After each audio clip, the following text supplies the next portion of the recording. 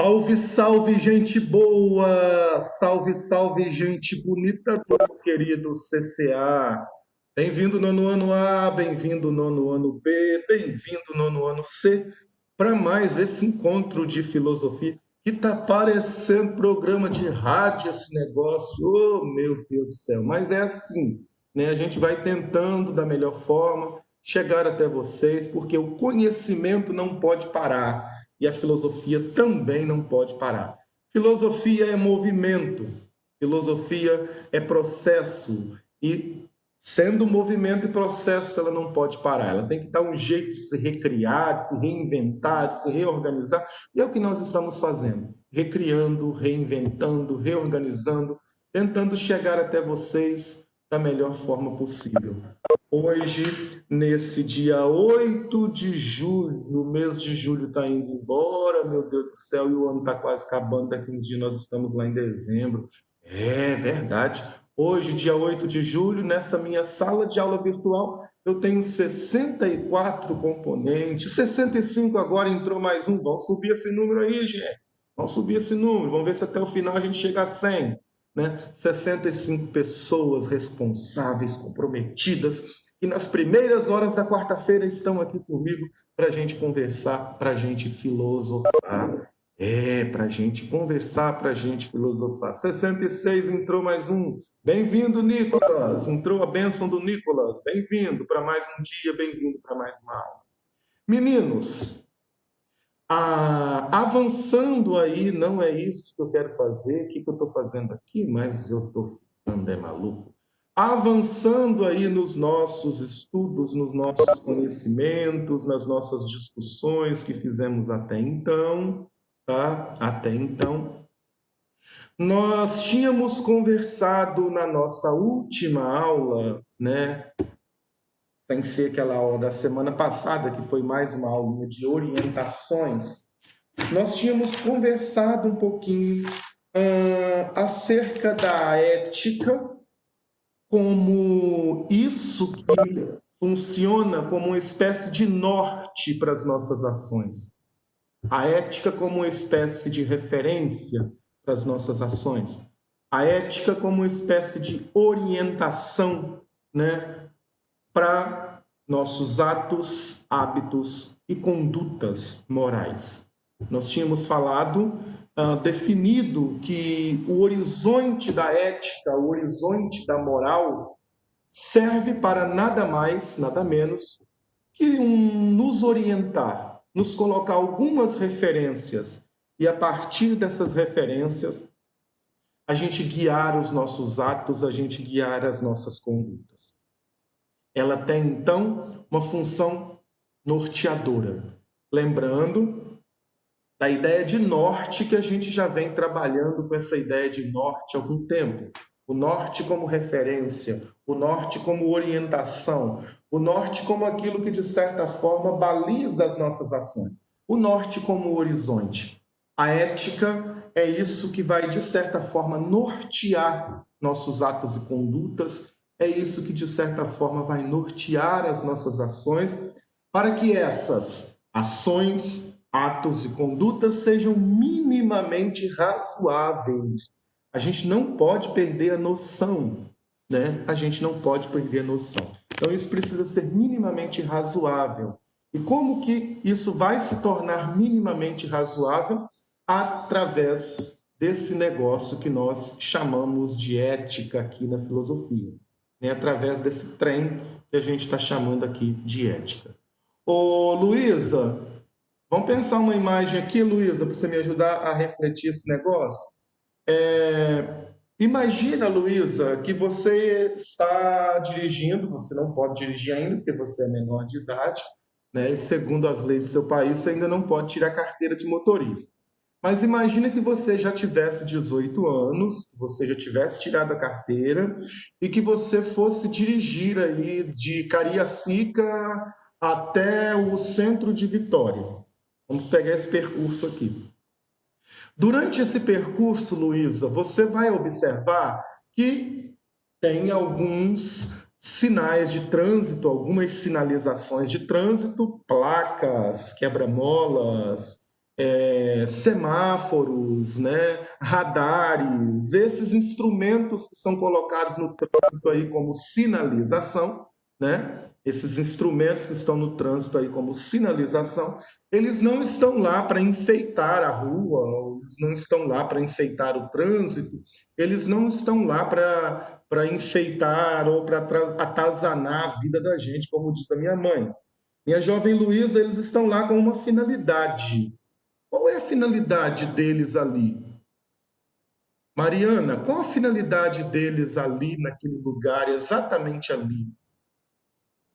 Luana, qual a finalidade deles? Arthur, Everton, Khadija, para que serve? Responde para mim, vocês sabem essas respostas. Para que serve um sinal de trânsito e uma placa exatamente ali, naquele lugar, daquele jeito? Qual é a função dela ali?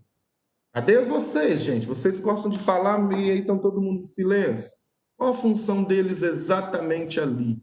Eles têm uma função. Qual é essa função? Cri, cri, cri, cri. O Arthur está dizendo assim, seria para alertar alguma coisa sobre alguma coisa? Seria para alertar, né? A Amanda está falando assim, olha, professor, eu acho que é para dizer o que deve e o que não deve ser feito no trânsito naquele lugar. E a minha querida Simões, maravilhosa, sempre com respostas muito... Ela vai dizer assim, organizar o trânsito. E Khadija complementa dizendo que é para alertar as pessoas, para que não ocorra, para que as pessoas fiquem espertas, né, para que os motoristas fiquem espertos. Ótimo. A Luísa está dizendo que é para evitar, pelo menos evitar acidentes em vias que interligam e etc. Então, se eu não tivesse ali o sinal, se alguém avança o sinal numa via que interliga a outra, vai dar um acidente. Ótimo. Salvalaio está dizendo que são regras para serem seguidas. Juliana, maravilhosa, manter a ordem no trânsito para as pessoas não morrerem, né? Cadê mais?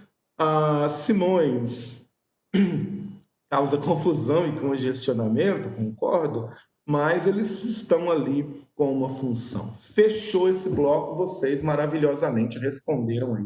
Vocês são top. Gente, vocês são top. Estou morrendo de saudade de vocês são top demais. Três coisas de tudo que vocês falaram. Olha, as placas e os semáforos estão em lugares estratégicos. Não estão em qualquer lugar. Eles estão em lugares estratégicos. Por exemplo, cruzamentos de ruas, vias que se ligam, Luísa falou isso, vias que estão interligadas uma a outra, cruzamentos de ruas, avenidas de grandes movimentos, ruas de grandes movimentos, próximos a hospitais, a lugares de perigo, enfim, sempre vai ter uma plaquinha lá avisando ao motorista para ele ficar esperto, para ele ficar atento, para observar com um pouco de mais cuidado. Depois alguém diz assim, acho que foi Simões, que isso tem a função de organizar o trânsito. Tem um caráter de organização. Imagine vocês, né? Se nós não tivéssemos nenhuma placa, nenhum sinal, absolutamente nada, como é que seria o trânsito que já é caótico, Simões, que já é congestionado, que já é uma bagunça? Se nós não tivéssemos nenhum sinal, se nós não tivéssemos nenhum alerta, se nós não tivéssemos nenhuma placa, como é que isso seria? Okay? Como é que isso seria? Seria 1000 vezes mais bagunçado. A palavra correta é essa, Luísa. Viraria um caos. Então, pensa comigo assim, estou fazendo um raciocínio a partir do que vocês falaram. Primeiro, os semáforos e placas de trânsito têm o objetivo de orientar o motorista. O motorista se orienta por aquilo ali. E dentro do nosso país, essas placas são universais. Se eu vejo lá uma plaquinha de proibido estacionar, aquele ezinho cortado no meio, geralmente proibido estacionar, essas placas são universais. Em qualquer parte do Brasil, não sei dizer em outros países se isso muda, mas acredito que se mudar, muda pouca coisa. Quando você vê uma plaquinha lá que está em esse ezinho cortado, você sabe que naquele local não se pode estacionar, né? Não se pode estacionar. As placas, sim, minha cara Jamile, é uma maneira de comunicação. É uma forma de comunicação. São códigos que se usa dentro do trânsito para permitir uma comunicação, e etc, etc, etc. Então, o que eu estou querendo dizer aqui? As placas e os semáforos servem para organizar o trânsito. Alguém falou isso. São mecanismos de organização do trânsito. Placas e semáforos também servem para orientar o motorista. Alguém também falou isso. Elas funcionam como uma orientação para quem está dirigindo ou para quem está no trânsito de alguma ordem. Pedestre mesmo. Se o sinal estiver vermelho, você até pode atravessar uma grande avenida, mas vai ter consequências, tá? Vai ter consequências e assim por diante. Servem também para dar direção, para dar norte, para dar rumo. A placa aponta para essa direção. A placa indica que aqui não pode estacionar. A placa indica que aqui está próximo a um hospital e não pode ter barulho, né? A placa indica que aqui tem um fio de alta tensão, tipo ali perto do centro, aproximando ao shopping de Vitória, antes da Praça do Papa, tem como é que fala? Ai meu Deus, fugiu o nome do negócio agora. Da EDP, né? E lá tem várias placas indicando que ali corre perigo, corre esse perigo. Enfim, as placas têm essa função, os semáforos também têm essa função. Pegando essa metáfora que vocês já entenderam muito bem, trazendo essa metáfora aqui para a filosofia, a ética tem essa função, tá? A ética tem essa função. Qual é a função da ética? Ela tem a função de orientar, ela tem a função de guiar, ela tem a função de direcionar, ela tem a função de apontar princípios, não mais em carros, né? Não mais em carro, mas nas próprias pessoas. Beleza? Então eu posso dizer que assim como placas e semáforos estão para a engenharia do trânsito, né, estão lá organizando o trânsito e orientando motoristas, a ética está para a sociedade orientando e organizando a vida em grupo, orientando e organizando a vida em sociedade. A minha cara Luísa responde anteriormente que se não houvesse placas e semáforos, o trânsito seria um caos, né? Se não houvesse ética na nossa sociedade, ela estaria infinitamente mais caótica do que já está. Percebe isso? Né? Ela estaria infinitamente mais caótica do que já está. E você pode pensar assim, professor, mas a sociedade já não está um caos? Concordo em parte. Mas tem muita coisa boa ainda, tem muita gente boa, tem muita gente generosa, tem muita gente solidária, tem muita gente que respeita o outro. E a gente tem que se apegar a essas pessoas que ainda cultivam princípios éticos dentro delas. A gente não pode jogar todo mundo na mesma lata do lixo moral e dizer assim, tá tudo errado, então o mundo está um caos, a sociedade está um caos. A ética para a sociedade tem a mesma importância das placas num trânsito. Se você entendeu, minha jovem Simões, que a ética oferece reflexões acerca de princípios que devem nortear nossa conduta. Eu peguei uma metáfora das placas para dizer assim, olha, as placas, elas oferecem ao motorista norte, orientação. É um código que está ali para oferecer orientação ao motorista.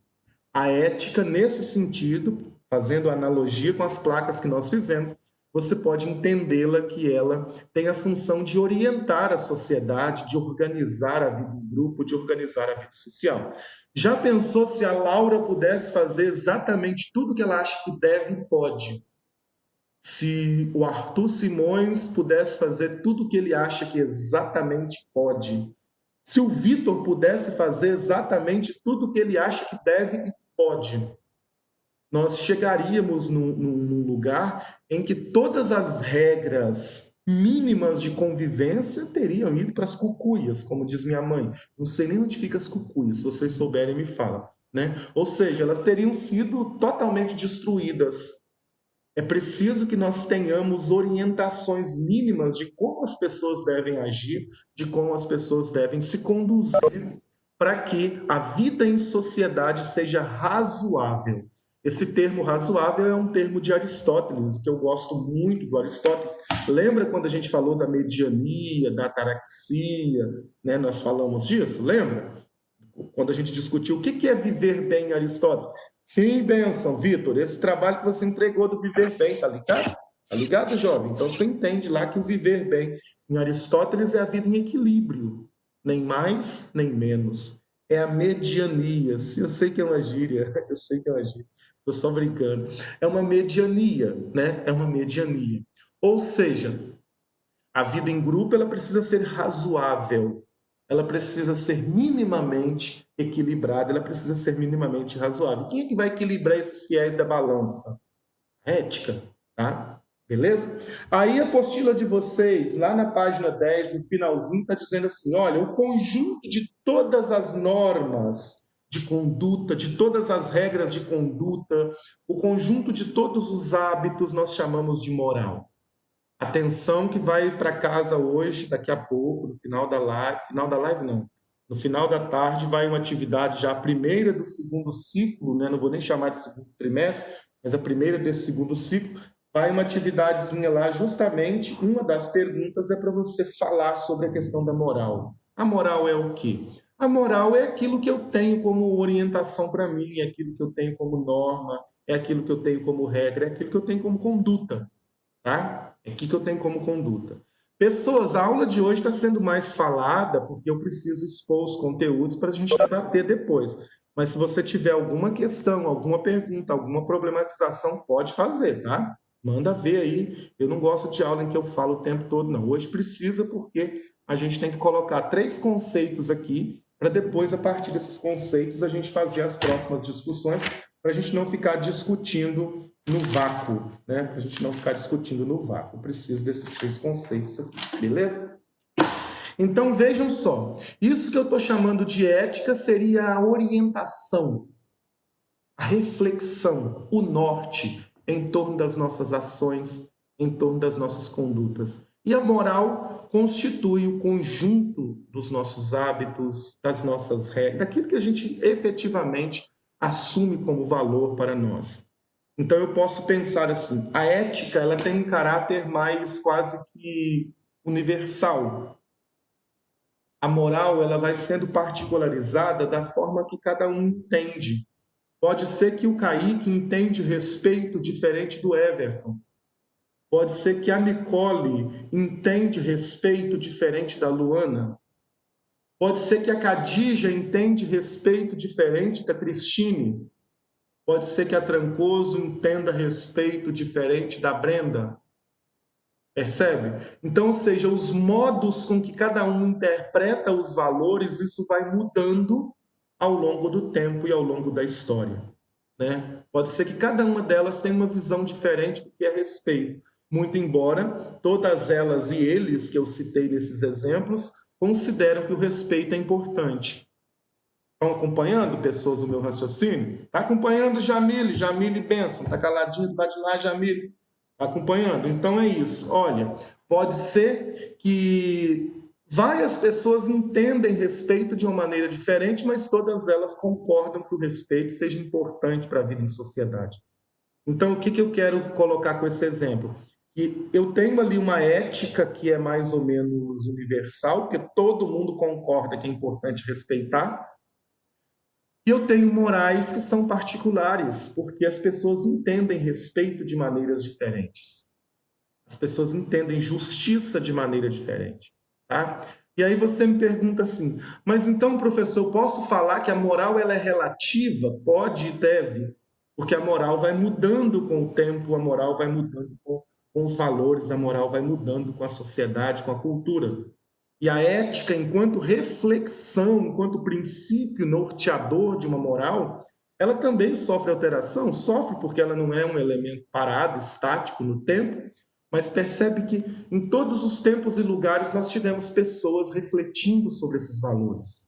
Então a ética ela está subjacente, ou seja, ela está na base de qualquer reflexão que a gente faz em torno de valores, de princípios e de normas. Ok? Até aqui tudo certo, meus caros? Caras, tudo certo? Tudo sob controle? Então vamos avançar. Se a gente for pegar a discussão em torno de ética e moral na filosofia, nós vamos ver que essas discussões começaram lá com Sócrates, né? Sócrates, Platão, né? Porque eu já falei isso com vocês, Sócrates não escreveu nada, tudo que nós temos sobre ele foi o Platão que escreveu. Sócrates, Platão está dizendo, né, que desde que existe homem na sociedade, na Terra, desde que esses homens começaram a viver em grupo, desde que começaram a viver em sociedade, nós precisamos estabelecer valores e princípios para nortear a conduta, para nortear a vida em grupo, para nortear a vida em sociedade. Eu posso falar que a discussão em torno da ética na filosofia, ela começa com Sócrates, com a filosofia de Sócrates. Ela ganha o seu auge aí no pensamento de Aristóteles. A gente já falou bastante dele, da questão da felicidade, do viver bem, né? Da ataraxia, como esse controle, como esse equilíbrio que eu tenho que ter nas minhas ações, essa ética da mediania, né? Da justa medida, do equilíbrio. E de lá para cá a gente pode falar. Peraí, a Souza tá falando lá que ficou mudo, é só o dela? Todos me ouvem? Só ela que teve probleminha lá de microfone? Dá uma olhadinha para mim, por gentileza. Voltou? Ah, beleza, então. Então eu posso dizer, voltando aqui ao nosso raciocínio, de que toda a história da filosofia de Sócrates para cá, ela problematizou a ética. Vários pensadores problematizaram a ética. A apostila de vocês traz 2 para a gente dialogar com eles. 2. Mas não foram só esses, não. Tiveram muitos, mas muitos mesmo. Eu diria que boa parte deles, ou quase a maior parte deles, de certa forma, nas suas obras, tematizaram alguma coisa de cunho ético, porque a ética tem a ver com o ser humano, tem a ver com a vida, e a filosofia, como isso, que por excelência tem a ver com a vida, né? Perpassa a ética o tempo todo. Dos 2 que a filosofia, que a apostila de vocês apresenta, nós vamos dialogar com Nietzsche e com Kant. Friedrich Nietzsche, alemão, do século XIX ali, e Immanuel Kant, também alemão, lá do auge do iluminismo, século XVIII, finalzinho XVIII, aí no auge do iluminismo. São esses 2 que nós vamos dialogar com ele. Por que justamente escolheu esses 2? Se tem tantos, por que não poderiam ser outros? Aqui parece que o material de vocês quis confrontar 2 concepções totalmente diferentes de moral. Olha a sacada interessante. 2 concepções totalmente diferentes, mas diferente mesmo de moral, para que a gente possa perceber, para que a gente possa ter uma visão de que essa questão na história da filosofia não foi uma questão muito simples de ser respondida, e nós tivemos os mais variados pensamentos sobre ela. Tá? Então foi por isso que esses 2 aí, aparecem, né? Totalmente opostos, totalmente antagônicos, totalmente diferentes. São 2 concepções de moral que não tem nada a ver uma com a outra. E para mim as 2 fazem sentido. Percebe que quando a gente vai discutir essas questões em torno da moral e da ética, a gente está dialogando com temáticas que, muito embora são opostas, mas elas fazem sentido. Tá? Então vamos lá. O senhor Nietzsche, o jovem Nietzsche, maravilhoso, perfeito, filósofo, muito cri-cri, né, bem questionador, ele vai pegar a metáfora do sol e ele vai dizer assim como existem vários sóis, né? Assim como existem vários sóis, que o sol não está parado num lugar, ele está fazendo movimento, ele está em órbita, existem várias morais. Tá? Existem várias morais. Não dá para eu dizer de uma moral única, não dá para eu falar de uma moral única. Porque se eu estou entendendo moral como grupo que envolve regras de conduta, hábitos, valores, costumes, né? A moral como sendo a parte prática da ética, se eu estou entendendo moral como isso, não tem como eu imaginar que as pessoas vão comportar exatamente iguais em todos os tempos e contextos. Concorda, Luana? Concorda, Mariana?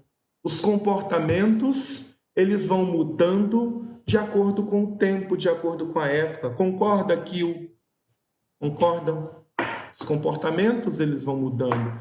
Laísa, Lívia, tá na escuta aí? Estão acompanhando certinho o raciocínio? Bernardo, Lucas, acompanhando certinho? Ou seja, os comportamentos vão modificando, vão mudando. As pessoas não são iguais, as épocas não são iguais, os contextos não são iguais. Está acompanhando, Salvalai? Está acompanhando, Juliana? Percebe? Que à medida que os contextos vão mudando, as pessoas também mudam os seus comportamentos, né? As pessoas mudam os seus comportamentos. Não sei se às vezes muda para melhor, aí é uma opinião pessoal, tá? Às vezes muda para melhor, às vezes para pior. Às vezes a gente fala assim, puxa vida, se você conversar com pessoas mais antigas, nossas vovozinhas e vovozinhos, e até nossos pais, né? O meu pai que já tem aí, que está caminhando para 70 anos, eles vão falar assim, porque na minha época tudo era diferente. Na minha época as pessoas respeitavam mais. Já ouviram essas frases? Hoje essa humanidade está perdida. As pessoas estão perdidas, não tem mais respeito. Na minha época era tudo diferente. Na minha época era tudo. E de fato era. Eles têm razão nisso. Era diferente. Agora, se era melhor, ou se era pior, ou se era a mesma coisa, aí é uma questão de se discutir, né? Às vezes, por atitude das pessoas mais velhas, a gente, claro, Olivia, perfeito. Às vezes, só na atitude das pessoas mais velhas a gente percebe essas diferenças. Tá claro, tá nítido. Então, se a época da avó da Lívia, por exemplo, tá? Se a época da avó da Lívia era melhor do que hoje, é uma questão que se pode discutir. Depende do ponto de vista do que é melhor. Depende do que você está chamando de melhor. Né? Agora, que era diferente é fato. Né? Que era diferente é fato. Mas a humanidade agora está perdida. Aí é um ponto de vista. Mas que está diferente é fato. Né? Isso é fato. Então, isso que o Nietzsche está discutindo aqui. Existem várias morais.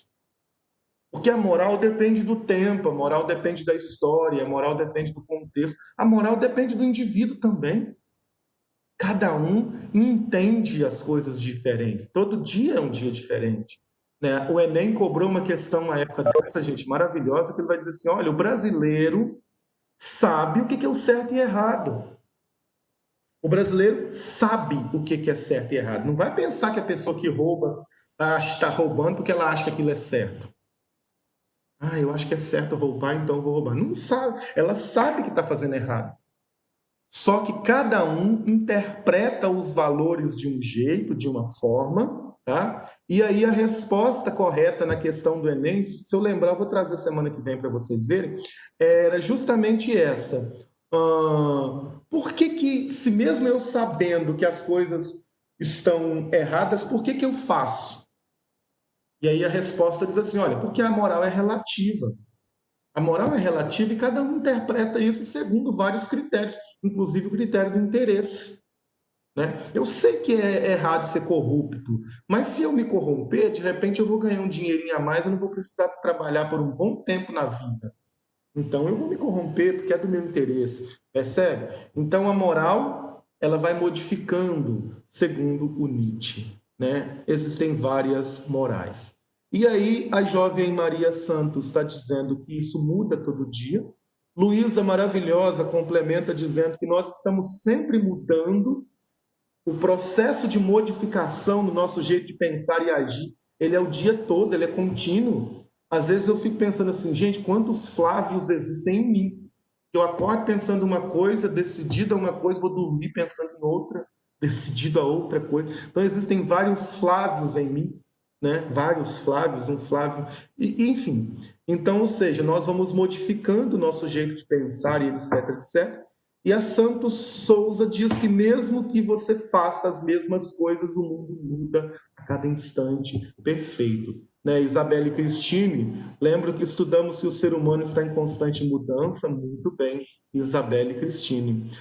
Misturam necessidade com opção, né, Luana? Às vezes isso ocorre, sim, acerca da questão da necessidade da opção. Beleza? A minha plataforma está dizendo que eu tenho 5 minutos, mas eu vou só concluir isso aqui, eu acho que dá tempo. Então, Nietzsche está falando de várias morais. A moral é relativa à moral nula.